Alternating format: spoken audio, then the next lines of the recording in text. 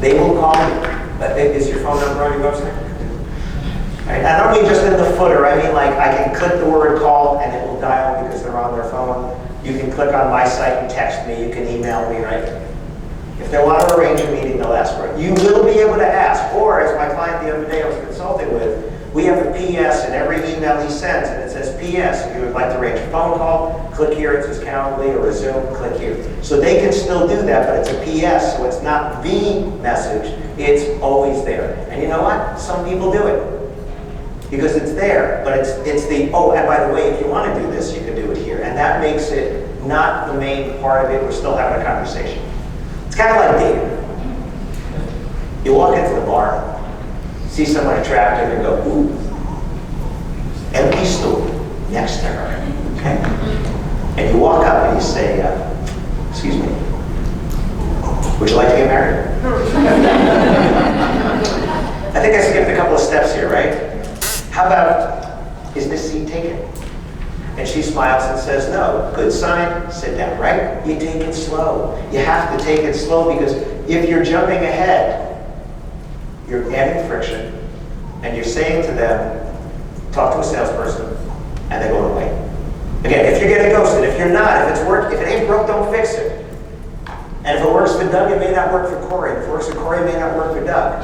Okay, more than one Doug. Okay, this Doug. Right?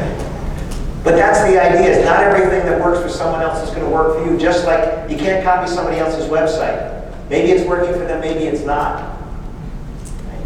I just had somebody tell me they were helping this company that I consulted with. I referred them for their social media advertising.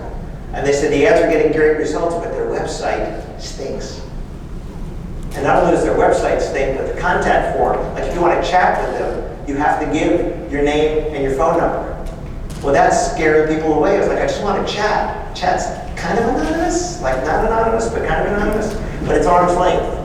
And when they fill out your contact form, they're at arm's length. They don't want to come in that close yet.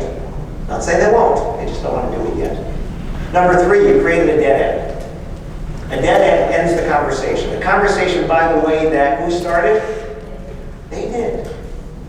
When they fill out your contact form, send you an email, send you a text, go to your, the not wedding wire messaging, Instagram messaging, Facebook messaging, TikTok messaging, whatever it is, they are starting the conversation. You are not. Anybody here ever do cold calling? Yeah. How many of you love cold calling? Right? Now why? Why do we hate cold calling? Is because we don't know if there's a need. We're trying to find out if there's a need. Even if we know they're in the right industry and all those things. Like when I was selling wedding advertising, 10 years I drove around knocking on doors, cold calling. But I went to wedding businesses, right? So I knew that you're in the industry at least.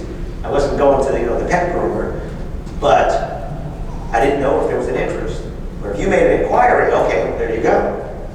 You're sitting back waiting for people to say, I need what I think you do. I said, what I think you do, because I'm looking at your pictures and other stuff, and I think that the results I want are yours. Let me know if you have any questions. How many times have you been in an email like that? Dead end. Please feel free to reach out with any questions. You can email me at. Dead end. I look forward to hearing from you. Thanks. See, periods and exclamation points end conversations. Period is the end of a conversation. Exclamation point is emphatically the end of a conversation. There you go.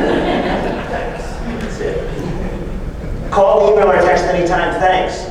Oh, by the way, what's this person's name?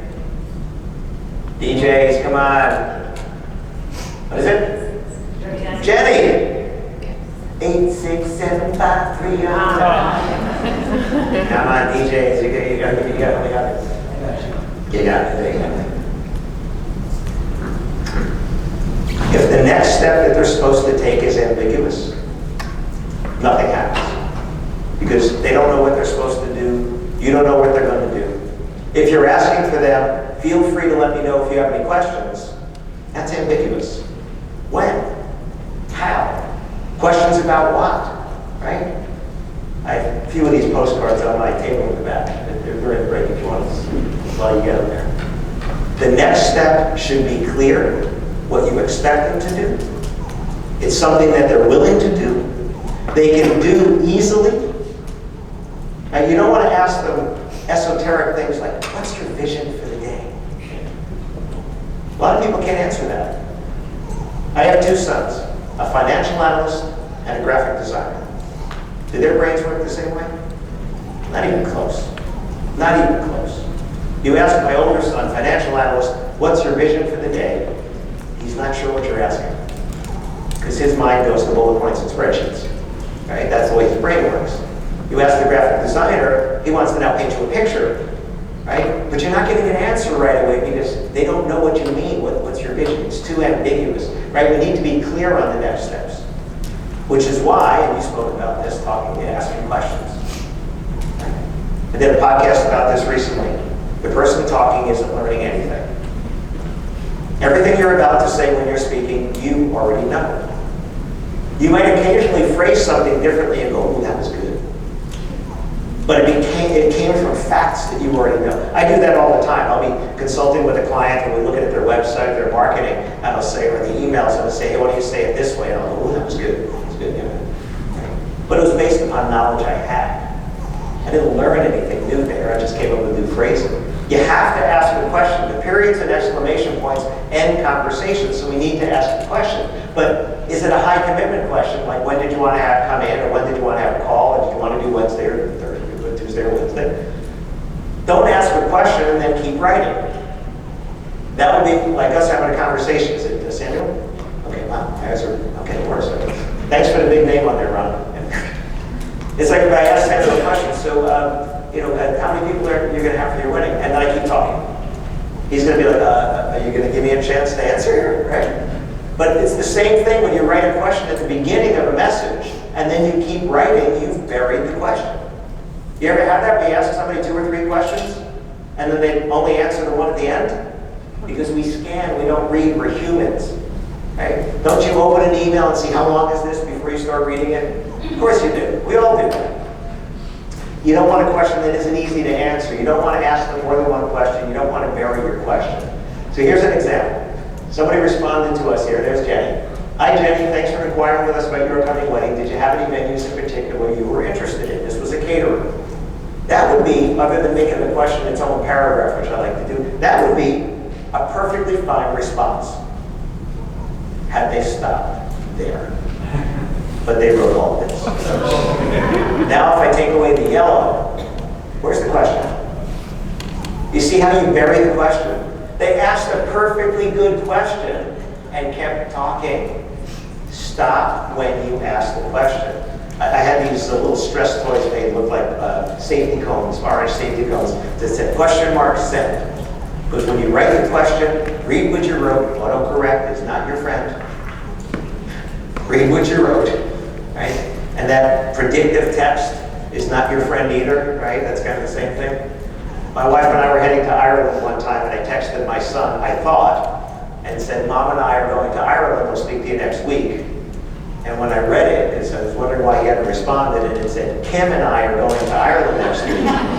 And my wife's name is Carol. He was confused. He was confused. Read what you read. Okay. So you see, you can't bury the question. The question should be the very last thing, make it its own paragraph, so when they scan, they see the question. And then put your name. Do not put your question in and say, I look forward to your answer. Put your question, put your name, and then put the PS if you want that says if you want to call or whatever, you can do that here. This was the response to we'd like to get some pricing and package information from a caterer. This was the response. This person doesn't want to have a conversation. This person wants everything they need to do to fill out a proposal. I think the best thing is that the very first question is, what's your mailing address? Mailing address. You want my street address? Okay, stalker, no. No, I just want some information here. No, I don't want to give you my street address. And then it gets into things like, do you want china or disposable ware and beverages? This is an inquiry for someone that just got engaged and would like information about a caterer. And this is what they did. I call it 20 questions because I got that graphic. It's actually 22. Somebody counted one time. 22 questions. No. The problem is it works some of the time. And it fools you into thinking it should work all of the time. Now, What I want all of my clients to do is to know what percentage of people are ghosting you, because that's where your biggest opportunity is. You pay attention to the people that are replying, but you don't actually do statistics on, is it 1 out of 10, 2 out of 10, 3 out of 10, 4 out of 10, 5 out of 10, 8 out of 10 that are not replying at all, because you're having these conversations with people and thinking, well, all right, don't worry about these. And if you're filling your calendar, fine. But what happens when your inquiries slow down a little bit and that percentage stays there and now you're not filling your calendar? If you're getting inquiries, and I will say this, I'm presenting 3 times today, I will say this many times, your biggest opportunity is someone that's already reached out that hasn't yet said no. What about your messages making it to the inbox? I got an email this morning from someone, a reverend, and she said to me, almost all my messages are going to spam, right? Junk, spam, clutter, promotion, clutter. If you have Outlook, there's a clutter. I didn't know what that was. All of a sudden I had this other folder called clutter. You have to turn it off. Promotions. Gmail. Gmail has a promotions folder. It just decides what it's going to throw there, right? I was cleaning out my dad's computer because he told me it would slow down because he clicks on everything that everybody would send to him. Every video, every photo, everything. He's got every virus, I'm sure, on his computer. And I went in, and he didn't know that he had a promotions folder in Gmail because he uses Gmail, not AOL. Well, he did until he passed at 93. Okay. At 93, he didn't have AOL. He had Gmail. You know what AOL stands for? Anybody? Berg Online. So you think it is. They want you to think that it's actually Greek letters. It roughly stands for I am old.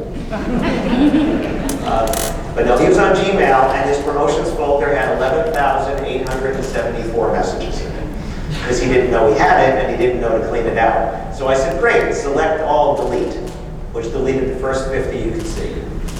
11,800 and something messages, 50 at a time. I sat there, select all, delete, select all, delete. That's what they were done. So this person knows, this reverend that emailed me today, knows that most of our messages are going to spam. I suggested that you change his email providers, use a different email address. There are a bunch of things you can do. Because once you're blacklisted, once you're marked as a spammer, your emails are going to go. So I've had that where I'll send from a different email address instead, and all of a sudden they'll start going through. So, but do you know they're going to spam? Or are they just going and you don't know? So this is where you want to kind of, I have a bunch of different email addresses, so every time my podcast goes out, I get it 4 times at 4 different email addresses, so I can see, is Gmail getting through, is the Outlook getting through, the @me or whatever it is, the one's going through. Now here's a bonus. I know I told you 4 years a bonus. You gave up too soon. My secret shopping, if you listen to that podcast I did today, the secret shopping. This is the crazy part. We shopped over 200 companies. Most of them were caterers and venues because I was doing this presentation. So 167 were caterers and venues. And the rest, there were some DJs, photographers, and other people in there, rental companies and all. 18% of those companies did not reply to our inquiry at all. You want to know how low the bar is? I just stepped over it. Okay? 18% did not reply even once. Only 54% tried twice. 54%, half the companies gave up after 1 attempt. Think about this again. Let's say it's a sci-fi movie. And in a room, let's make it a sci-fi movie, it's a white room. And in that room is you and every one of your competitors. When I say competitor, I mean somebody in your marketing category that does something that appears to be similar to you. I don't mean the same price point or anything. Just every other fill in the blank. Every other planner, every other dress shop, every other photographer, DJ, whatever you do, right? And you're all standing there because it's a sci-fi movie, so you're all kind of just standing there. And then people start disappearing. Just like... So there were 50 of you, 100 of you, 200 of you, or whatever, and now there's 5. Just you and 4 others. That's what's happening every time you get an inquiry. All those other people are disappearing. They're not in the game anymore. Why would you give up after 1 or 2 attempts? You're going to make it that easy for your competitor to have it? I had a DJ in Michigan who had me shop he didn't have me shop his company, he did, but he wanted me to shop 4 of his competitors. So he paid us to secret shop 4 of his competitors. One of them didn't reply at all. One of them gave up after 1 or 2. We shopped him, so he was at 4 or 5 or 6. And one of his competitors, the spreadsheet we use only goes to 10 times. And that other company is still reaching out. I must have gotten 15, 16 at least at this point. So at least once a week we're getting something. Is it automated? Of course. But the one company gave up after 1 or 2. This company is still going. Who's going to get the business? It's like squeezing a sponge. You squeeze it, you get water. You squeeze it again, you don't get as much, but you get some. You keep squeezing it until there's nothing left. Your biggest opportunities are the people that haven't yet said no. So how am I to follow up? My favorite phrase. You don't ask. The answer is always no. So 18% of these companies didn't even ask. They got an inquiry and they didn't even respond. 54% said, well, twice. Which means 46% said once. Here's my reply. I had a rental company in Texas said to me, well, if they don't reply after the first, they're just price shopping. How do you know that? Have you ever inquired with a company, you got their reply, but you were busy, so you didn't reply right away? Does that mean you weren't interested? No, it just means that wasn't a priority when that message came in. We've all done it. We've been ghosted. If they don't try again, the company that does is going to get the business. The company I went with for the heating and air conditioning in my bedroom was the company that followed up. They couldn't tell me that their product was better because they all gave me the same brochure from the same manufacturer with the same model number.